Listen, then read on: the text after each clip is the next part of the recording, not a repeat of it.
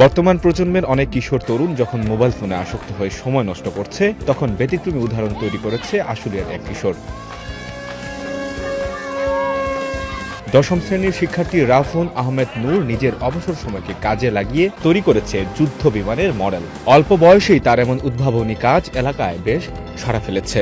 বিমান দেখতে আমার অনেক ভালো লাগছে, যেমন বিমানটা আকাশে উড়ে তখন আমার খুব ভালো লাগে। রাফুন প্লাস রাফুনের মতো আর যারাই আছে, সরকার যদি তাদের জন্য একটা ভিন্ন একটা উদ্যোগ নেয়, আশা করা যায় তারা দেশের স্বার্থে ভবিষ্যতে কাজ করতে পারবে।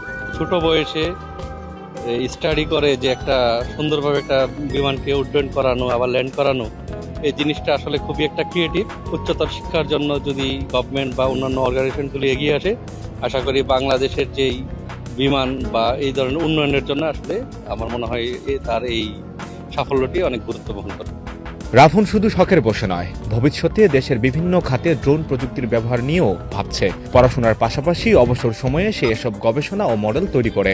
সময় পাই, যেরকম দরকার হলে 5 মিনিট বা 6 মিনিট, ওইটা আমি মোবাইলে গেম খেলে নষ্ট না করে বা সোশ্যাল মিডিয়া ইউজ না করে ওটা আমি একটু গবেষণা ইউজ করি। দরকার হলে গুগলে যাই বা যে কোনো মাধ্যম আছে যে জায়গা থেকে আমি আর কি তথ্যগুলো পেতে পারি। ছেলের এমন সৃজনশীল উদ্যোগে খুশি পরিবারও। এখন ছোটখাটো যতগুলো আর কি আবিষ্কার আমি দেখছি, আর বিশেষ করে এখন যে ও যুদ্ধ বিমানটা তৈরি করছে, আমি তেমন একটা সহযোগিতা করতে পারি না, কারণ এখানে তৈরি করতে অনেক ইকুইপমেন্ট লাগে, অনেক যন্ত্রপাতি লাগে, কিন্তু দেখা যাচ্ছে যে ভালো কোনো সাপোর্ট পাচ্ছে না। বিশেষ করে ফিনান্সিয়াল আর্থিক যদি সাপোর্ট পায়, আমি মনে করি দেশের মানে জনস্বার্থে বা দেশের কল্যাণে ওরা ভালো কিছু নিয়ে আসতে পারবে।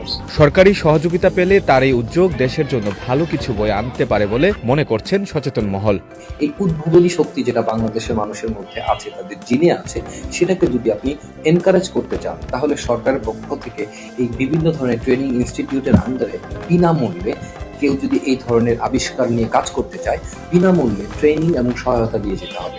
খুদে এই শিক্ষার্থীর কাজকে স্বাগত জানিয়ে সহযোগিতার আশ্বাস দিয়েছেন উপজেলা প্রশাসন। বিমান ড্রোন আমরা হয়তো নিজের দেশে উদ্ভাবন করতে সক্ষম হব এই জেনারেশনের হাত ধরে। তো আমি সেই শিক্ষার্থীর নিকট অনুরোধ জানাচ্ছি, তার যদি কোনো ধরনের সহযোগিতার দরকার হয়, সে যদি আমাদের সাথে যোগাযোগ করে, আমরা অবশ্যই তাকে সহায়তা প্রদান করব। মোবাইলে আসক্ত না হয়ে রাফুনের মতো তরুণদের সৃজনশীল উদ্যোগ বদলে দিতে পারে দেশের ভবিষ্যৎ। প্রয়োজন শুধু সঠিক দিক নির্দেশনা ও সহায়তা।